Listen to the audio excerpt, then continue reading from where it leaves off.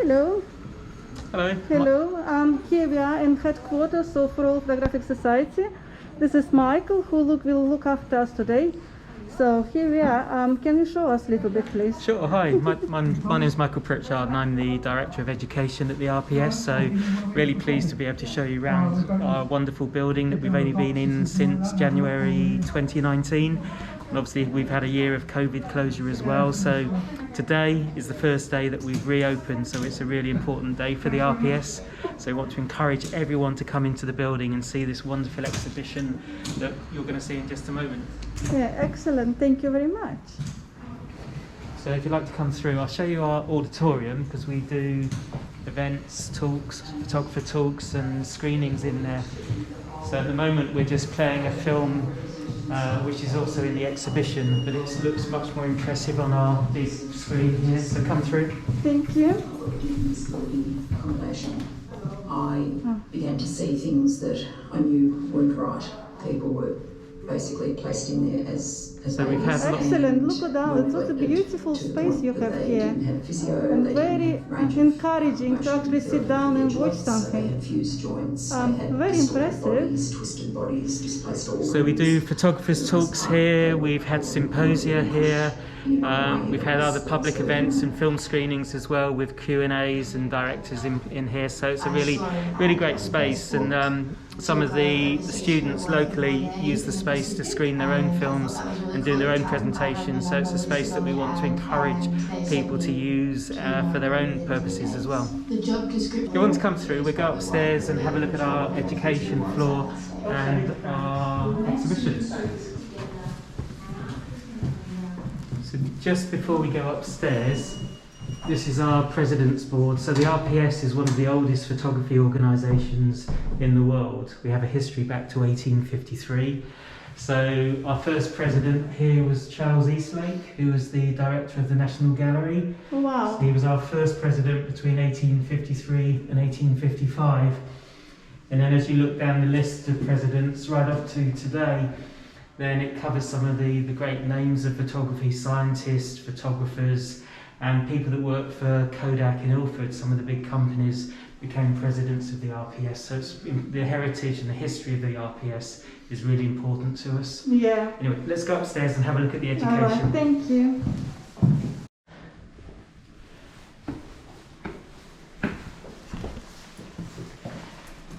So as we walk up the stairs, we've got this rather wonderful timeline that goes from 1839 all the way up to 2019 when we moved into this building.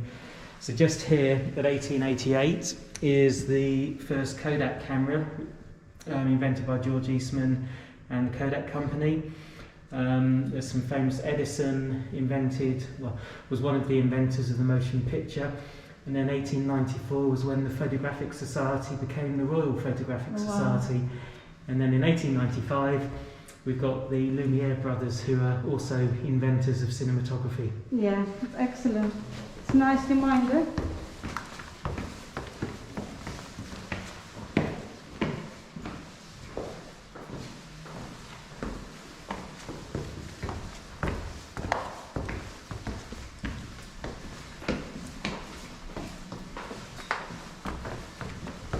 Oh, look at that, 1948 Hasselblad camera, my favorite. Yes. So our timeline goes all the way up to digital photography. We're going to stay here and just have a look at our education centre before I take you down to the exhibition.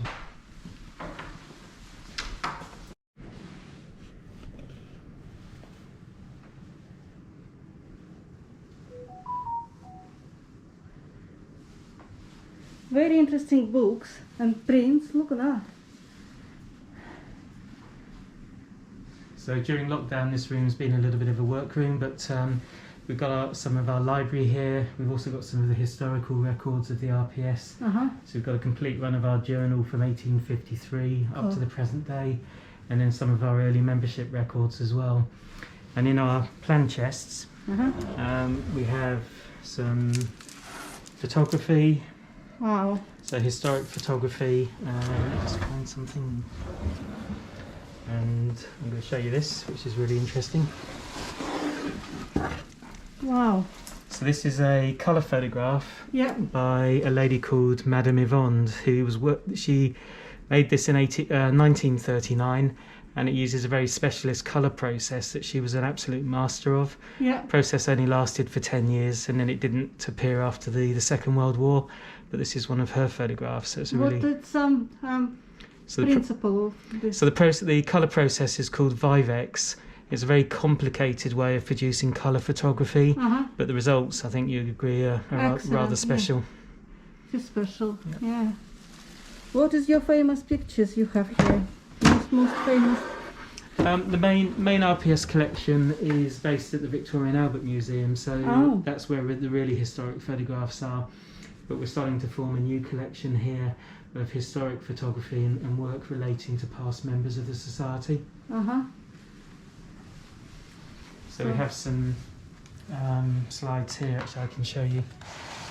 These are early colour slides from a member who became a member in 1915.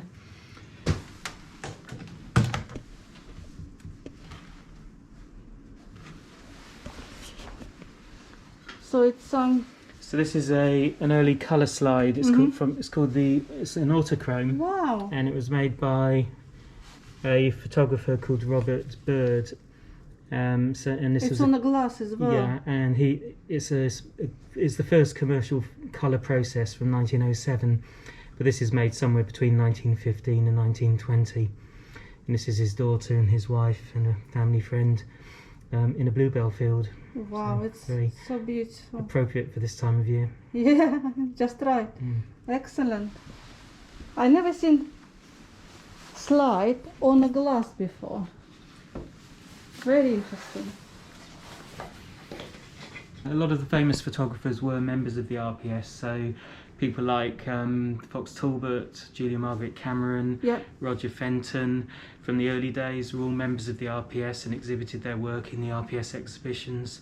And then more recently we've got honorary members such as Steve McCurry, who's a very famous name, David Bailey, Annie Leibovitz. So there's a lot of the well-known photographers today who are also members of the RPS. Yeah, it's excellent, yeah.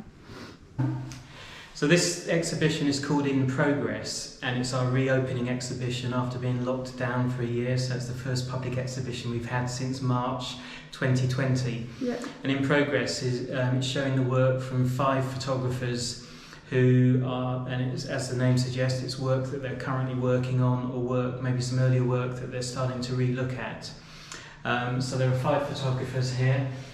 And it looks at their own work through 5 individual exhibitions within the gallery here. So let's go and have a look at the I would work. love to. Wow. What's it taken on? So this is the work of Hoda Afshar, and what she's done here is photograph 3D sculptures. So they're started off as photographs. They've been made using 3D replication, and then she's rephotographed them. And these are all the faces of people who were whistleblowers in Australia. Really? So their individual stories are noted here, but some of them worked for the armed forces, some of them were lawyers, some worked in the community in different ways, and they've all had to blow the whistle to expose corruption or mismanagement. And they've obviously suffered through doing that in some ways, but so Hoda's sort of documented them and their stories. But they're absolutely stunning photographs, incredibly powerful. So by photographing them as 3D models, she's sort of trying to re-look at them in the form that they might have been shown as through classical sculpture. What camera she used, do you know? I don't know what don't know what she's using for that. It's very, very nice technique she used. Yeah, I like that. And they're beautiful prints as well. Incredibly powerful. But they look like classical sculpture, which is what she was hoping to do, so it makes them both heroic but also vulnerable at the same time. Yeah, it's a very clever idea. So that was created on 3D sculpture themselves. Yeah. And well, that is a really good idea. And then in the case here, we've got some of the research material that she used when she was researching the project. So here, for example, is a classical sculpture, so you can immediately see the relationship back to the work on the walls. And then some other notes here, and these are the actual 3D sculptures that she had made, which she's then rephotographed in the way that she has on the wall. And then behind us, we've got the film that we saw in the auditorium downstairs. Oh yeah, So I it's like also that. here, and these are very close-up interviews with some of those whistleblowers. Oh wow. It's become very personal. Yes, very much so. And this is very much their personal stories and the impact that whistleblowing has had on them as individuals. And also, it's make it human against sculpture feel to it, Yeah. because it's so close. It's clever. She's very clever. So if we walk through the gallery a little bit more, our second artist is just round the corner here. Uh-huh.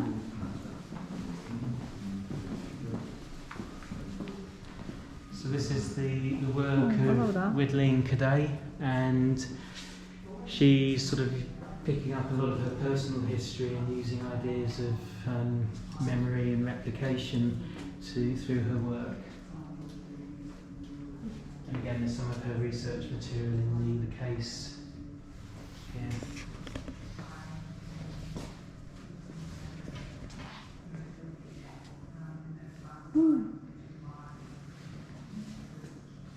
So she's sort of using different techniques to document herself, but also replicate herself using some of the digital technology. Interesting. I like your approach. So, she's very talented as well.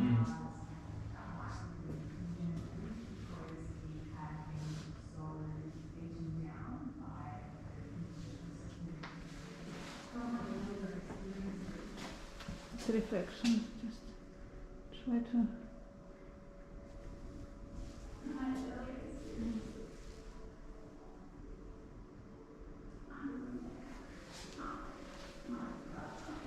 This is very National Portrait Gallery type of images, Yes. does it?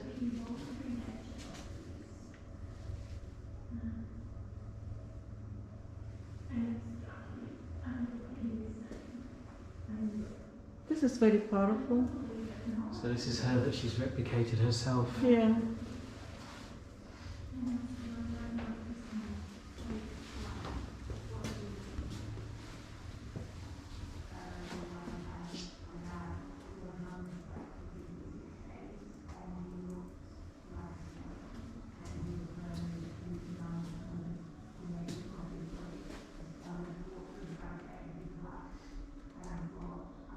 Interesting. And then as we leave this area and we come into the third artist, it is Leia Abril. Okay. And she's got this whole project where she's called A History of Misogyny. And this particular body of work is looking at menstruation and how it's dealt with and some of the issues around it from across the world. So it brings together her images, it brings together text, which you can see on the lower panels here, and everything from sort of magazine advertisements through to research that she's done on how different cultures describe menstruation. And then on the facing wall, again, there's a lot of statistics and information about it and the impact it can have on women. It's not first time when I've seen taken that subject as a project, and I think it's quite good really, because not everybody experiences it. No, and it's a way of drawing attention to something that affects half the world's so population. it does exist, but not everybody is aware of it. Yeah. But she does it very tastefully. She does, and she approaches it carefully and thoughtfully, and certainly for at least the male audience, they ought to learn something and try and get some understanding from all of the work and research that she's done. Yeah. But also she's it's also trying to highlight some of the impacts it has on women. What I do like, she has wide approach and describe it quite gentle, not direct. It's easy to be direct. Yeah, I wonder how long she worked on that one. She's been working on this project for a while. She's re-looked at it. She gave a talk here, I think about 2 years ago, Uh-huh. and she's gone back to this body of work and started to re-look at it and develop it further. She felt there were some things that she wanted to say further with the photography. And then our fourth artist is in this area of the gallery. That's Oh, wow. Adama Jolly, and this is a mix of both her commercial and personal work. She's based in London, in Peckham, Uh-huh. and again this will look exploring themes of identity, but also by bringing together her commercial work for some of the big sports brands and others, as well as her personal work, actually becomes, she's deliberately wanting to blur the boundaries between that and sort of show that there's often there's no little difference between that type of work. Yeah, well, commercial quite often to put you in a frame, and you don't have much room So this is for one creativity. so this is one of her commercial portraits, which has been used for advertising, Yeah, and then elsewhere there's some of her more. I did see personal this work. picture. Yeah, this is something we've been using on some of the publicity for the exhibition. But strange thing, once I seen picture, I never forget. I know I've seen it if I've seen it. Well, that's a good skill to have.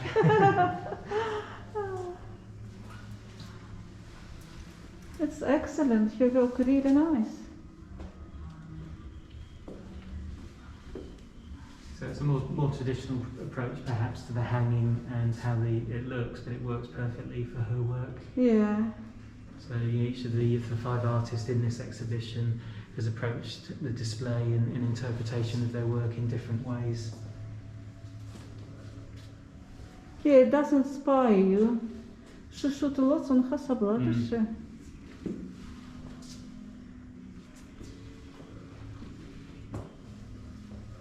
Also nice to see she shot on the film as well. Yes, she does.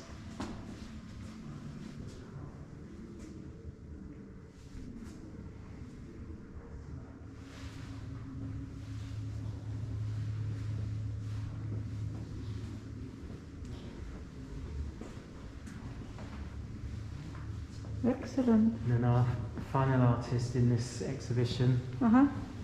is Al Bazari, and this is really a very personal project. So her mother, her family was part of a cult called the Children of God. Oh, So it's exploring some of the feelings around that she has, and to try and document some of her own personal history that she wasn't aware of. So there's a mix of original photographs of her and her family at different times. But it's also looking at aspects of the cult as well. So the big wall facing on the other wall picks up some of the text that the cult put out to try and bring people in, and a mix of pictures and text there. So again, this is a very personal project. And then she went back to Thailand and India later on, once her family had left the cult, and she's collected research materials here that sort of look at different aspects of how people might be taken in by some of these. yeah, it's So it's really a very personal project to her. I always say very personal projects become very, very powerful. Yes, yeah.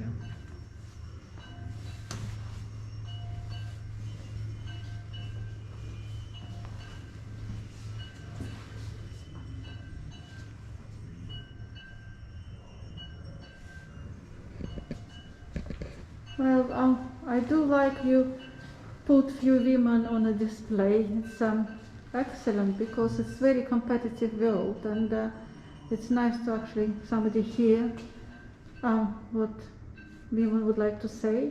That is very important. So the exhibition in progress, it tells 5 very different stories. It looks at different ways that people are using photography in their own practice, and different ways to interpret personal stories, either their own stories or those stories from other people. Whether they're documentary or more sort of personal to them as well. So we're really excited by this exhibition. It fits perfectly to the Bristol Photography Festival, which is on now until the end of December. And this exhibition comes to an end on the 24th of October. Okay. it's quite good, really, a good space of time. Yeah. People will come over summer and Yeah. for day out or so. And for anyone that's interested in photography, the fact the festival is on at the same time means there's a lot of photography across the city to see. So come to the RPS, come to the Martin Parr Foundation next door, and there's 2 exhibitions side by side, and then explore the rest of photography in the city of Bristol. Excellent, yeah. Thank you very much for taking us around. It's much appreciated. Pleasure. And it's a real pleasure to see all this work. Thank you very much. Welcome, and I encourage people to come and visit us as well. Yeah.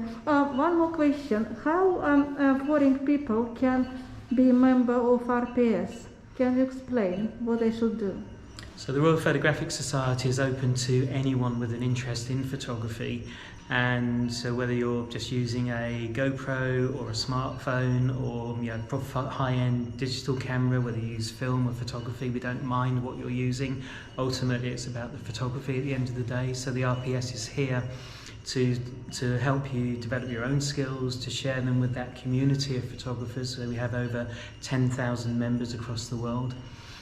So we help inspire you as well through the RPS magazine that comes out 6 times a year, and then through the exhibitions and the public events and activities and talks, screenings that we do in the building here, but also online, so you don't need to be based in Bristol to get the benefit of the RPS. And we'd encourage anyone with an interest to join the RPS and take advantage of everything that the RPS can do for you, and to help you develop your own skills and get inspired by photography. Excellent, thank you very much. Thank you, and hope our viewers will come and see actual exhibition. Would be great. Great, well, we'll be welcome. Everyone's welcome. Thank you very much. Thanks.